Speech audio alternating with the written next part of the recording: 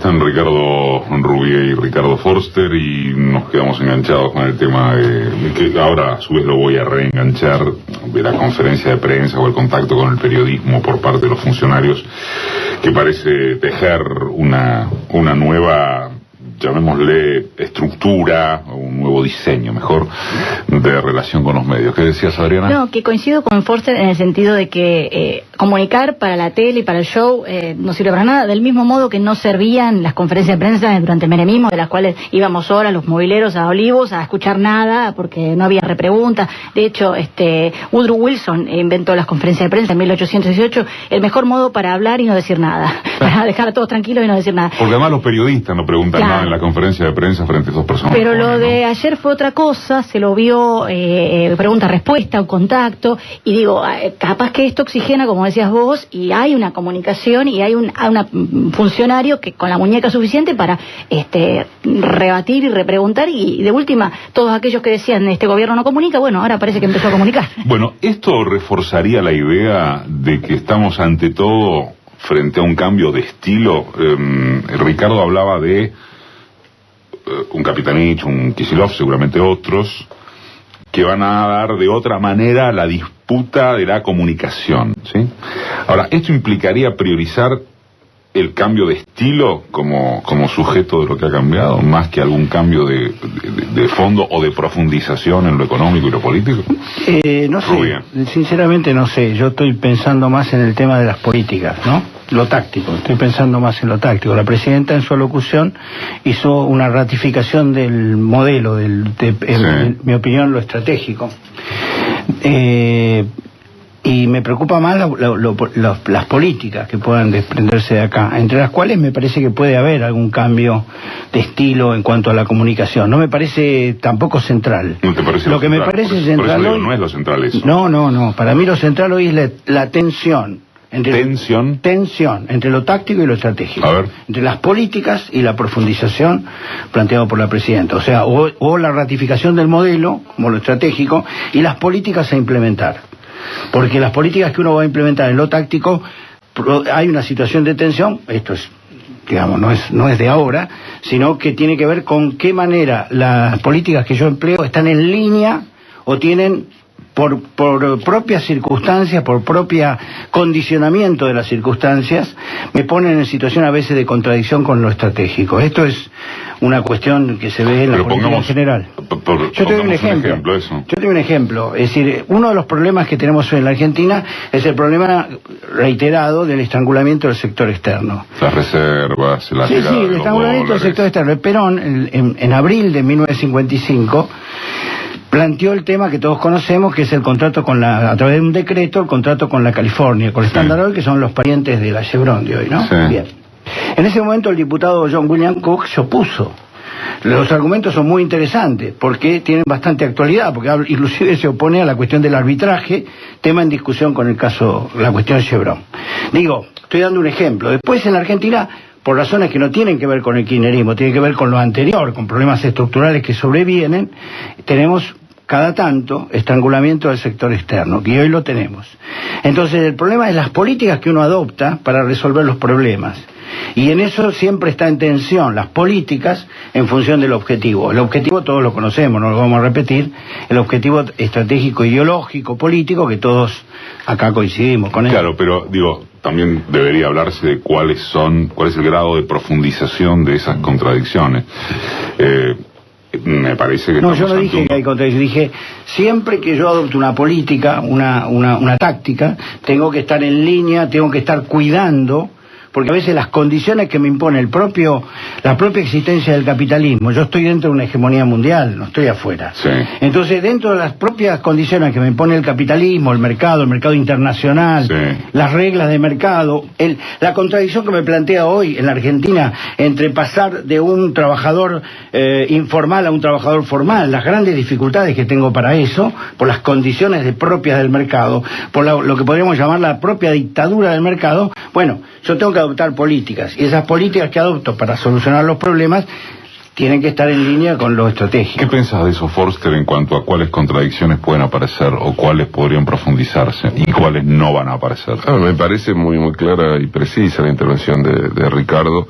En otra época, en otro contexto, hubiéramos planteado los límites de un capitalismo dependiente, periférico, que se enfrenta una y otra vez a estos problemas estructurales, con una burguesía depredatoria, incapaz de pensar más allá de su propia rentabilidad, de sus propias narices, que ha fugado sistemáticamente de a miles y miles y miles de millones de dólares, que no tiene un proyecto. La última vez que la burguesía nacional argentina tuvo un proyecto de nación, ¿cuándo fue con la CGI, con Helber y Bronner, y un equipo de empresarios intelectuales, políticos muy interesante, con formación, con compromiso, con una visión del país. El programa Helber del 73 hoy sería un programa revolucionario, ¿verdad? ¿No? Sí, por lo que implicaba en ese momento.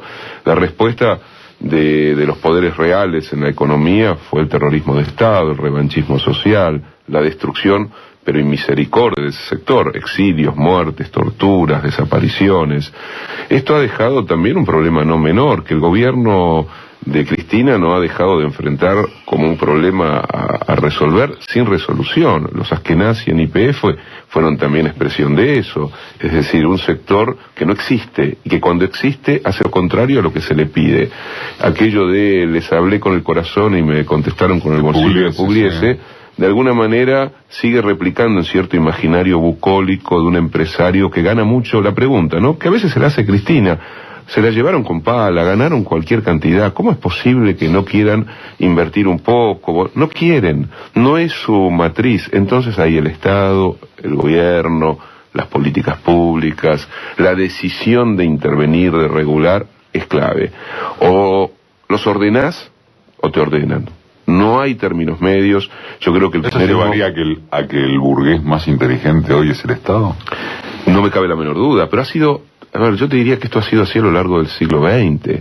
En la crisis del 30, la salida de esa crisis la determinó justamente la intervención del Estado. El New Deal rooseveltiano, las políticas keynesianas, la posguerra europea, el peronismo, ¿no? el peronismo, los llamados populismos latinoamericanos, Cárdenas en México, Perón en Argentina, la salida de la posguerra y la construcción del estado de bienestar en Europa es también obviamente una señal de eso. Las burguesías, dejadas a su propia capacidad de decisión, actúan bajo la lógica de la metástasis, no bajo la lógica de una construcción que tiene que ver con el bien común. Actúan en función de sus propios intereses. Esto siempre ha sido así. La rentabilidad pide la rentabilidad. No hay un capitalismo bucólico. Al capitalismo hay que trabajarlo, domesticarlo cuando se puede. No es fácil. No es que el capitalismo tiene dentro suyo el altruismo frente a la sociedad. Es un sistema de egoísmo estructural. Filosóficamente hablando, y para algunos, como para los grandes teóricos del liberalismo, totalmente, el egoísmo ha sido una de las grandes virtudes. El egoísmo como virtud, sí, y quizás lo sea, porque es creativo el egoísmo, y el egoísmo genera la inventiva, la búsqueda, etcétera, etcétera. La búsqueda de una rentabilidad que termina siempre, como lo ha demostrado este ciclo del capitalismo, concentrando cada vez más la riqueza. La pregunta inquietante: ¿pueden las sociedades, pueden los pueblos, pueden las mayorías populares, sin buscar todavía alternativas al capitalismo, dentro del capitalismo, darle forma a proyectos que mejoren la distribución del ingreso, que mejoren la distribución de la renta? Este es el gran desafío de América del Sur y es el gran desafío de esta etapa del kirchnerismo también. Están Forster y Rubia. De 10 a 13, los sábados, está la diferencia. Marca la radio. 11 y 16 minutos. Vamos a un último bloque con Forster y con Rubier. No lo perdí al oyente que escribió, pero bueno, lo perdí, digo, visualizado en la pantalla. Pero me parece una cosa interesante en cuanto a qué disparaba, como para retomar lo que arrancamos, que es, bueno, qué significan estos cambios que se han producido. Y decía por allí, Capitanich y Kicillof son el símbolo, la representación de que este gobierno puede ser de derecha y de izquierda al mismo tiempo. Me parece provocativo, más allá de que uno pueda no estar de acuerdo. Te diría lo siguiente. Rubio. En primer lugar, el fiel de la balanza sigue siendo Cristina Fernández de Kirchner. Exactamente. Por lo tanto, decir que Kicillof es la izquierda del gobierno, o como sacó el diario El País, esta tontería de decir es marxista, digamos, ¿no? Soviético, anacrónico también. Una cosa sí, encima están fuera de... Es una cosa antigua, claro. Claro. Y decir que capitalice la derecha, no, me parece que lo importante es decir que la que conduce todo es la presidenta. Después puede haber matices, puede haber distintas opiniones, vuelvo a decir, creo que hay que mirar muy atentamente el tema de las políticas. Yo, por lo menos en mi visión, por eso digo yo, en mi visión particular veo que el kirchnerismo está frente a una encrucijada. A ver. O sea que hay un frente económico complejo, sin duda, dicho por el propio Aldo Ferrer, digamos, hay un frente económico complejo y hay un frente político complejo. El frente político complejo tiene que ver fundamentalmente con el tema de la continuidad, con el tema de lo que recién estaba hablando Ricardo, cómo uno asegura la continuidad en función de un proyecto, y la continuidad supone siempre, de algún modo, creo yo, hacia 2015 supone cierta pérdida. ¿Qué quiero decir con cierta pérdida? Que indudablemente las figuras fundacionales no pueden ser ni Néstor Kirchner ni Cristina Kirchner. Por lo tanto, siempre ahí va a haber una pérdida, teniendo en cuenta la impronta que significa la figura de ellos dos. Entonces, se llame como se llame, que continúe, siempre va a haber una pérdida. Ahora, el problema es que el que continúe tampoco sea una versión post-kirchnerista, como decíamos, o una versión alvearizada, Scioli. exactamente, alvearizada, ¿no? Los nombres que sean, no, puede ser Scioli u otro, sea una versión alvearizada del kirchnerismo, sea una suerte se vaya diluyendo el kirchnerismo a través de figuras que van a reconocer a los padres fundacionales, los van a reconocer, pero que en definitiva las políticas, ya lo estratégico pasará a ser retórico y las políticas, digamos, tendrán otro destino, digamos. Esto es la preocupación que yo por lo menos creo que tengo, y termino. Creo que esta preocupación que yo tengo, y Ricardo sabe que la tengo hace mucho tiempo, tiene que ver con la construcción política, tiene que ver con cómo se construye políticamente. O sea, no solamente... Eso te preocupa, perdóname, siempre. Te preocupa más que la aparición de la figura que respetare a los padres fundacionales sería la consecuencia de la construcción política que haces. A mí lo que me preocupa es que la política esté tan liberada en manos de los líderes, es decir, tan liberada en manos de los liderazgos. No haya, en el medio, entre el líder y el pueblo, digamos, no haya construcción política. De Rubia Forster. Bueno, ese siempre la madre de toda la batalla, ¿no?